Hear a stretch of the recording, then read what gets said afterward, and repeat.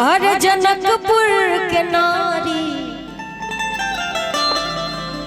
बता दो बबुआ। ये उस समय की बात है जब प्रभु श्री रामचंद्र जी अपनी बारात लेकर के पावन पवित्र धरती मिथिला में आए। तो उस वक्त महिलाएं पूछने लगी और मिथिलानियां सवाल करने लगी कि प्रभु जरा बताइए। राम जी से पूछे एहो जनकपुर के नारी बता दो बबुआ, बता दो बबुआ लोगवा देती काहे गारी, बता दो बबुआ लोगवा देती काहे गारी, बता दो बबुआ। राम जी से पूछे,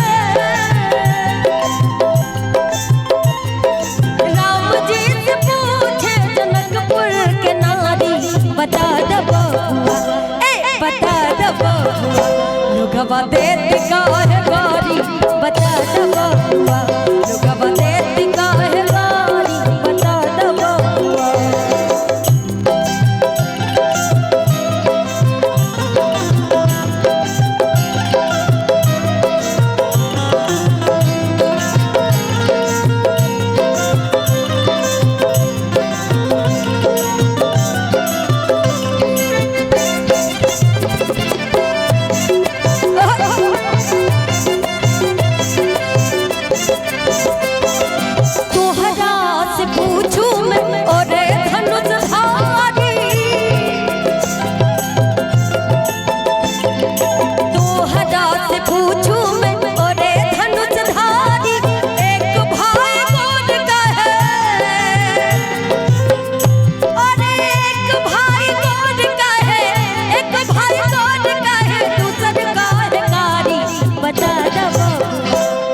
कहने लगी मिथिलानिया की पाहुन एक तो बात कहे छियो कि राउर सब भाई जो गोरे गोरे हैं एक आप ही एकदम पूरा काला जामुनियन का है और एक भाई गोर का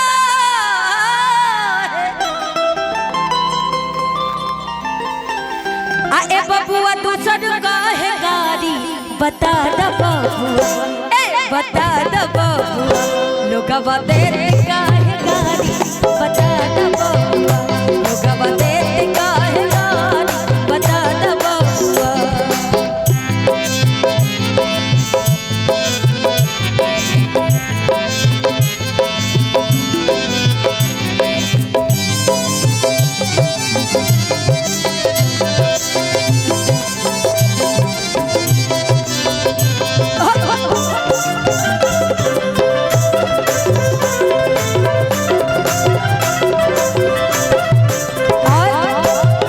उतने में जो राम जी की अगुवाई कराए थे उन पे नजर जब गई तो कहने लगी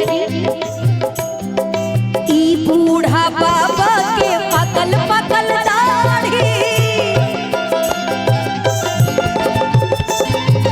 ई बूढ़ा बाबा के पकल पकल दाढ़ी, ई बूढ़ा बाबा के पकल पकल दाढ़ी देखे में दुबर पता, देखे में दुबर पतर, देखे में दुबर पतर खाया भार सारी, बता दो बबुआ। कहने लगी कि अगुआ जी देखे में बड़ा दुबर पातर लागत रन, लेकिन अगर खाए के मिल जाए लगा तो कुल बारात के खाना के लिए खा जी है। अरे देखे में दुबर पातर आगे खाया भार थारी, अब बता दो बबुआ, अरे बता दो बबुआ लोगवा देती काहे गारी, बता दो बबुआ लोगवा देती काहे गारी, बता दो बबुआ।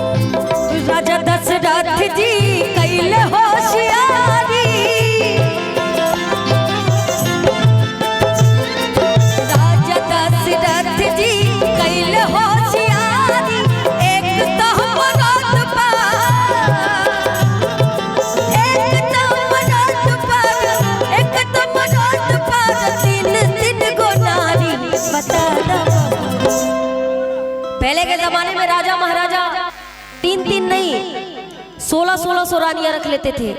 लेकिन आज के जमाने में अगर पता चल जाए कि हमारे पतिदेव हमारी सखी से बतियाए हैं तो आई हो दादा, पूरा कोर्ट कचहरी तक मैटर चला जाएगा।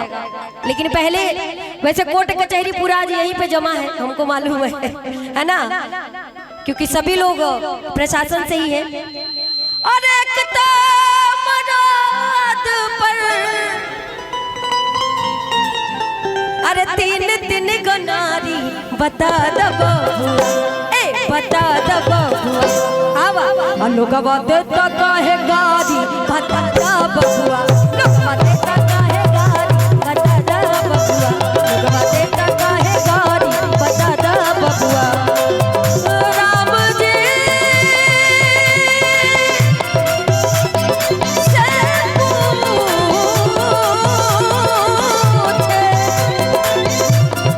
जनकपुर के नारी बता द बबुआ, लोगवा देता काहे